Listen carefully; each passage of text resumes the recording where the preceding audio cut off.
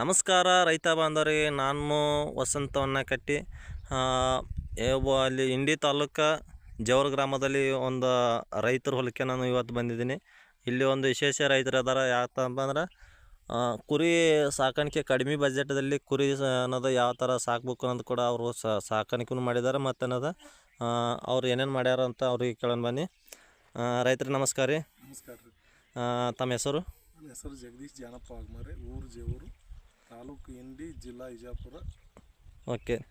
ಹಾಂ, ಈಗ ನೀವು ಕುರಿ ಸಾಕಾಣಿಕೆ ಮಾಡಿದ್ರಲ್ಲ, ಕುರಿ ಸಾಕಾಣಿಕೆ ಮಾಡಲು ಎಷ್ಟರದಿಂದ ನಮ್ಮ ಯುವಕರಿಗೆ ಏನು ಹೇಳ್ತೀರಿ ಏನಪ್ಪ ಅಂದ್ರೆ, ಎಷ್ಟರದಿಂದ ಬಜೆಟ್ ಕಡಿಮೆ ಬಜೆಟ್ದಾಗ ರೈತರು ಯಾವ ಥರ ಮಾಡಿದ್ರೆ ಲಾಭದಾಯಕ ಆಗ್ತದೆ ಅನ್ನೋದು? ಫಸ್ಟಿಗೆ ನೋಡ್ರಿ, ಮಿನಿಮಮ್ ಏನಿಲ್ಲ ಅಂದ್ರೂ ಒಂದು ಏಲ್ಕಾದು ಒಂದು 5 ಆಡ ತರೋದು ರೀ. ಹಾಂ ರೀ.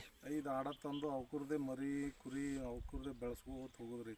ವರ್ಷ ಹೆಣ್ಣು ಮರಿ ಇದ್ದು ಉಳಿಸ್ಕೋತ ಹೋಗೋದ್ರಿ, ಹೊತ್ಗಳಿದ್ದು ಮಾರ್ಕೋತ ಹೋಗೋದು. ಹಾಂ ರೀ.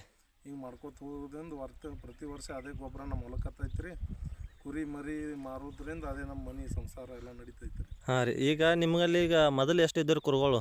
ನಮ್ಮ ಫಸ್ಟಿಗೆ ನೋಡ್ರಿ 5 ತಂದಿದ್ದೀವಿ ರೀ. 5ಕ್ಕೆ 30 ಆದವು ರೀ. ಮೊನ್ನೆ ಅವೆಲ್ಲ 7,000 ಹಂಗೆ ಹೆಣ್ಮರಿ ಮಾರಿದೀವಿ ರೀ. 9 ಹಂಗೆ ಹೊತ್ಗಳು ಕೊಟ್ಟು ರೀ ಎಲ್ಲ. ಹಾಂ ರೀ. ಈಗ ನಿಮ್ಮದು ಸದ್ಯ ಈಗ ಎಷ್ಟು ಅದಾವ ಆಡೋ? ಈಗ ಮತ್ತು ಲೈವ್ 5 ಇಟ್ಟಿವಿ ರೀ.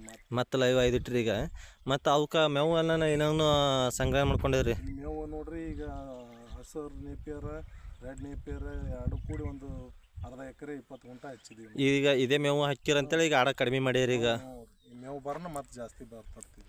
ಹಾಂ, ಸೊ ನೋಡ್ಬೋದು. ಇದನ್ನು ನಿಪ್ಯಾರ ಮತ್ತು ಅನ್ನೋದು ಒಂದು ರೆಡ್ ನಿಪ್ಯಾರ ಮಾಡ್ಕೊಂಡಿದ್ದಾರೆ. ಮತ್ತು ಇವ್ರದ್ದು ರೈತರದಂಥ ಒಂದು ಆ ಕಡೆ ಒಂದಿಷ್ಟು ಕಬ್ಬಿನ ಬೀಜ ಅನ್ನೋದು ಮಾಡ್ಕೊಂಡಿದ್ದಾರೆ. ಹೊಂಡ ಅಂದ್ರೆ ಹನಿ ನೀರಾವರಿ ಅಂತೇಳಿ ಅದು ಕೂಡ ಹೊಂಡ ಸಂಗ್ರಹ ಮಾಡ್ಕೊಂಡಾರ. ಮತ್ತು ಈ ಕಡೆ ಇದು ದ್ರಾಕ್ಷಿ ಭಾಗ ಎಷ್ಟು ಎಕರೆ ಐತೆ ನಿಮ್ಮದು? ದ್ರಾಕ್ಷಿ ಭಾಗ 4 ಎಕರೆ ಐತೆ. 4 ಭಾಗ. ಇದು ಹೊಸ ನವೀನ ಭಾಗ ಅಲ್ರಿ? ಇದು ನವೀನ್ ಮಾಡೀವಿ ರೀ ಈ ವರ್ಷ. ಹಾಂ, ಅದು ಮೊದಲಿಂದ 2 ವರ್ಷದಿಂದ ಐತಿ. ಮೊದಲಿಂದ 2 ವರ್ಷ ಐತ್ರಿ. ಈಗ ಈ ಕಡೆ ನೋಡ್ಬೋದು ದ್ರಾಕ್ಷಿ ಭಾಗ ಮಾಡ್ಕೊಂತೆ ಇವ್ರದ್ದು. ಮತ್ತು ಇದನ್ನು ಹುಲ್ಲಲ್ಲಿ ದ್ರಾಕ್ಷಿಯಲ್ಲಿ ಕಸ ತೆಗೋದು ಕೂಡ ಇವೆಷ್ಟು ಆಗಂಗಿಲ್ಲ.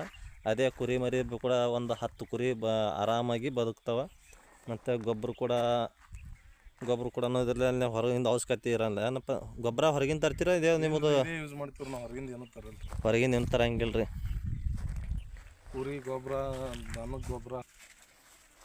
ಸೊ ನೋಡ್ಬೋದು ಕಾಯಿ ದ್ರಾಕ್ಷಿನ ಇನ್ನೂ ಎಷ್ಟು ದಿನ ಹೋಗ್ತಿರೋದು? ಇದು ಇನ್ನೊಂದು 15 ದಿವಸ ಹೋಗುತ್ತೆ ರೀ. ಇನ್ನೊಂದು 15 ದಿವಸ ರೀ. ಈಗ ಇನ್ನೂ ಶುಗರ್ ಬಂದಿಲ್ಲ ಏನ್ರಿ? ಇನ್ನೂ ಬಂದಿಲ್ಲ, ಉಳಿಯದೆ. ಹಾಂ, ಬರ್ರಿ ಈ ಥರ ಕಾಣಿಸ್ತು.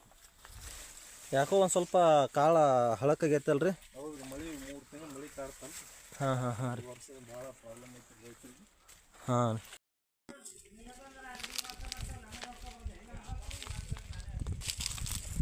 ಈಗ ಇಷ್ಟೇ 8 ಕುರುಗಳು. ಈಗ